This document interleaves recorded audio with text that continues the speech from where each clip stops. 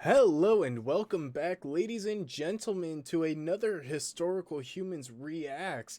And today we are looking at the remains of Portsmouth's historic defenses, found during excavations at Southsea Castle. And one of the main things of note with this specific site is it was a defensive fortification built by Henry VIII that had a swivel gun mounted to it. Yep. So this is a very fun and storied fortress over here. Originally, it was a castle. It was originally Southsea Castle, which was built by Henry VIII because he wanted to deter invasion from France and the Holy Roman Empire by basically building a static fortification outside the Portsmouth naval base where all his ships were. Yeah, Uh, so it was kind of It's really needed. okay. yeah. I understand France, but is the Holy Roman Empire really going to launch an invasion? Well, it is the Habsburgs, Yeah, you can't the trust the most Habsburgs. powerful dynastic family in Europe. I mean, yeah, that's a fair point. Yeah, I wouldn't They may question not be that. a central unified power, but if they can rally everything they've got, you're dead. Oh, wait a minute. That's right. Charles the Fifth would have already inherited Spain and the Holy Roman Empire's emperor throne. So, Yeah, Ding, you can ding, ding, ding, understand the ding. concern. The only yeah. reason France isn't invading England is because France is surrounded by the Holy Romans. The only reason the Holy Romans aren't invading England is because the Holy Romans have France surrounded and are trying to figure out what to do with them. I get it now. This is a very tense three-way political situation that is going on at the A time real of Mexican NPA. standoff.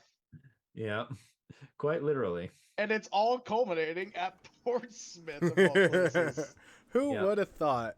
But then eventually, the Uh, the tides go down, and the castle is eventually expanded in the 1680s by Sir Bernard de Gomme after a period of neglect. yeah, so it was it did its purpose, then kind of waned for a couple centuries as the political situation changed, and so then they rebuilt it bigger. Um, well, they rebuilt it bigger, and then well, actually, it was expanded, then it went into neglect, Justin. Ah, yes, yes, yes, It was yes. neglect. It was expanded, then it went into neglect during the 18th century as attention turned from people invading me from mainland Europe to England trying to invade the rest of the world via the discoveries How the how the of turntables have turned. Christopher Columbus as it was rebuilt about what 12 years before Columbus.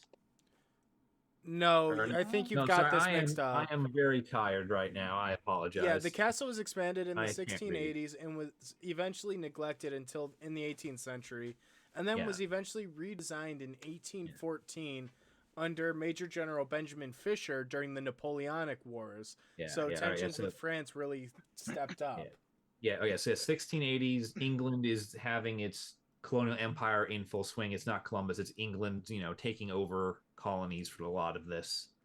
Then, yeah, then the Napoleonic Wars intercede and cause them to rebuild the castle.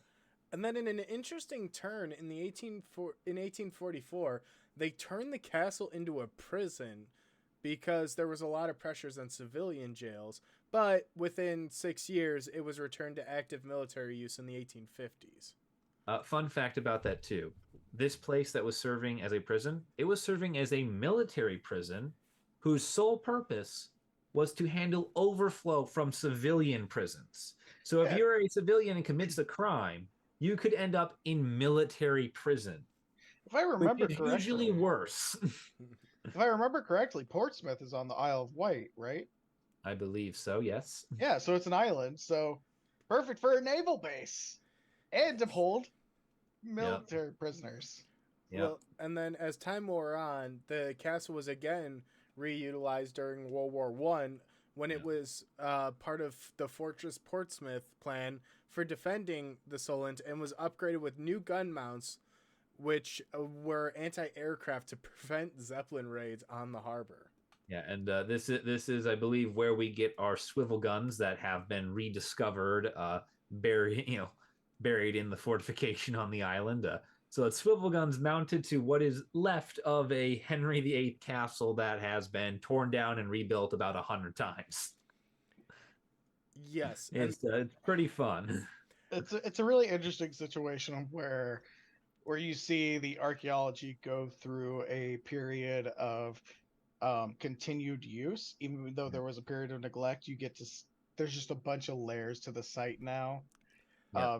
The only other place I could think of, like right off the top of my head, where you see something like this is actually the Parthenon in Athens, well, where you actually used to have mounted guns Mhm. with next to the marble.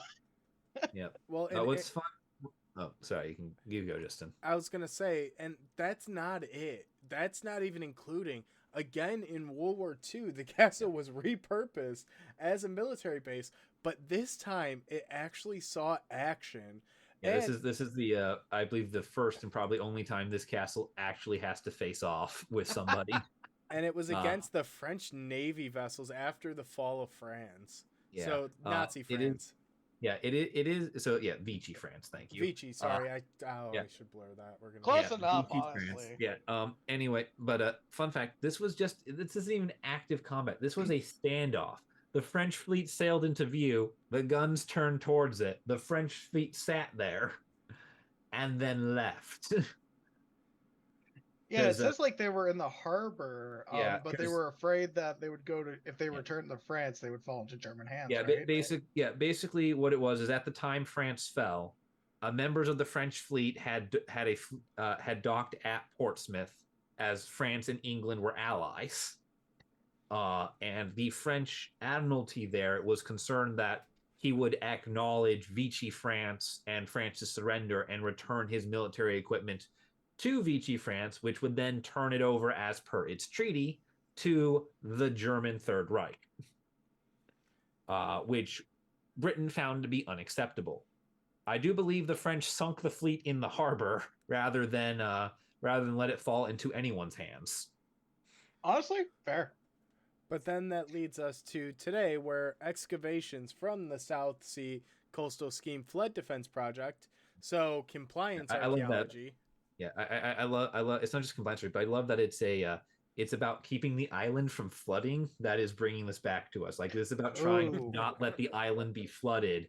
That people are digging in this spot and finding, hey, there's gun turrets over here. Oh, and there was archaeologists there from Wessex Archaeology. That's in. So we Uh, have CRM here in the States, but Wessex Archaeology is commercial archaeology in the CR, yeah, UK.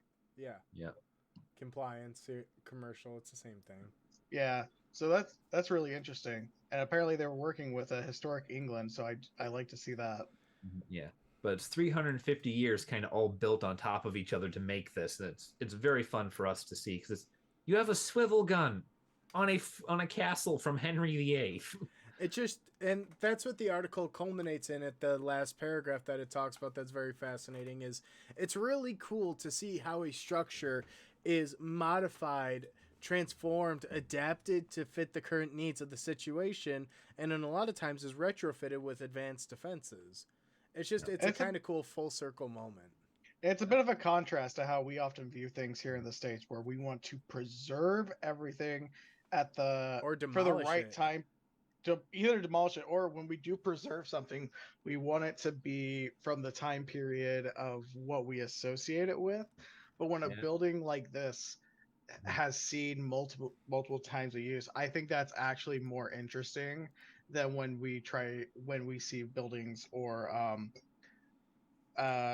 anything really just be have the layers stripped away from when for a time period that we associate it with. Well, It's called it's the the idea living of a verdant. history. It's the idea of a verdant past, which Yeah. there was some ideal, perfect time in which this was pristine and beautiful. Um, the most famous person to suffer from that belief, I believe, was Heinrich Schliemann when he bulldozed the Oh. layers of Troy to get to what he thought would be ideal Troy, true Troy, real Troy. Yeah.